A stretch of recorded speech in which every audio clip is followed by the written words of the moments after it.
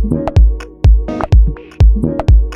welcome to Modern Wall Street's Trader Talk. It is a new month and possibly a new record high. And joining us is an old friend, Stephen Guilfoyle of Sarge986. Sarge, I haven't seen you since the Dixie was like 97. It's been a while. It's been quite a while, but it's nice to be back. It's nice to be with you, Vazi. Oh, thanks, Sargy. Well, it is a new month where it's earnings season, and August has historically been a cooler month for stocks, but Donald Trump tweeted today, Dow 22,000. What do you say?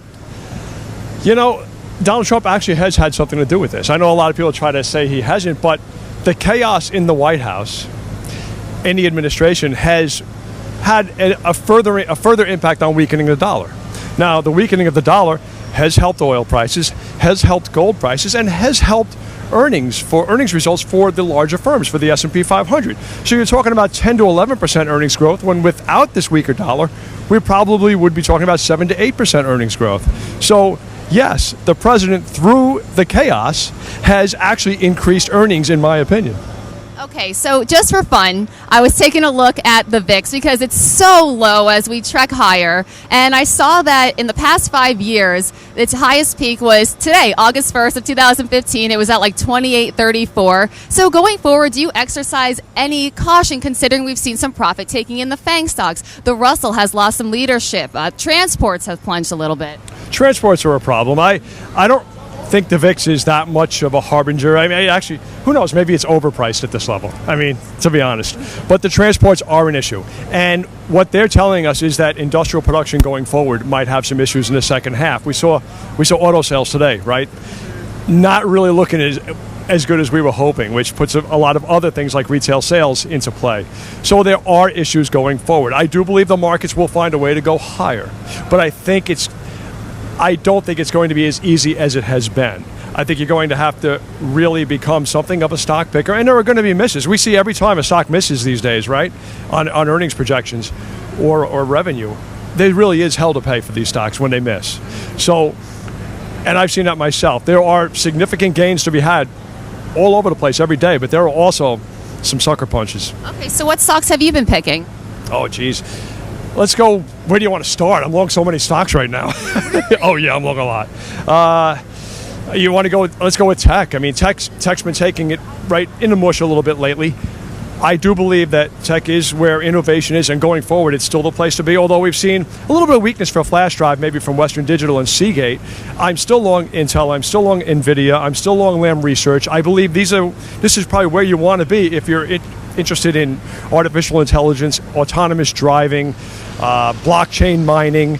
Really, all the relevant tech businesses rely on semiconductors right now, and you want to be in the firms that really benefit from that, whether they manufacture them, let's say like Lam, or they actually produce the chips themselves.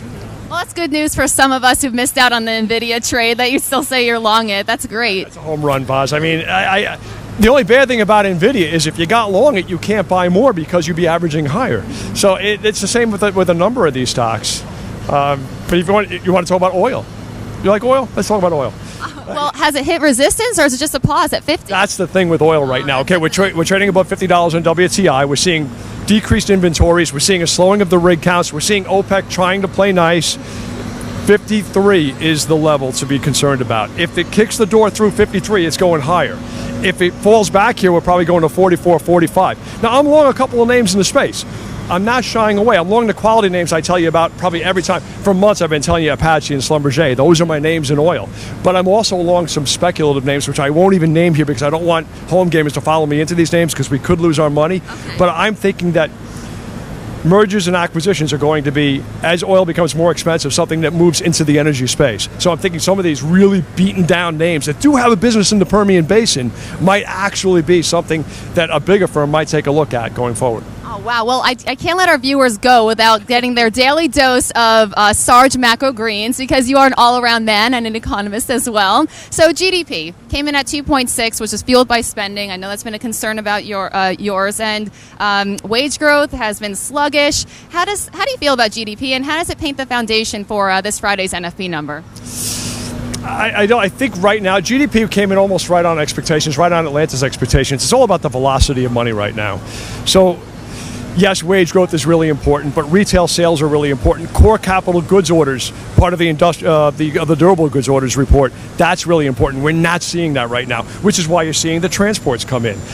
I want to buy the transports. Believe me, I just cut back 40% of my transport holdings. I own no railroads right now.